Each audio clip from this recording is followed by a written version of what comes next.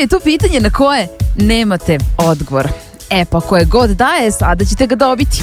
Sljedeće subote se organizuje 4. po redu TEDx Novi Sad konferencija, koja inače ima za cilj da učesnicama omogući što bolju razmenu ideja.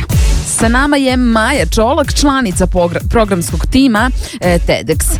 Majo, objasni nam šta je to TEDx Novi Sad? On okuplja ljude koji žele da dožive iskustvo TED-a. Također je to interdisciplinarna konferencija koja okuplja ljude koji su iz različitih oblasti i koji imaju neke ideje koje su vredne širenja. A koja je tema ovogodišnje konferencije? Tema ovogodišnje konferencije je odgovor na pitanja, recimo kako možemo da doprinesemo zaštiti životne sredine, možda kako da se bolje ophodimo prema onim stvarima koje su negde naše, a zaboravili smo da su naše i da su naša odgovornost. Pa to je odlično. Kako da se prijavimo? Učesnici mogu da se registruju putem našeg sajta tedxnovisad.com. Registracije su otvorene do 23.10. u ponoć, tako treba da se registruju, ostave svoj e-mail i kontakt na koji će dobiti dalje instrukcije za uplatu. Cena karte je 1000 dinara.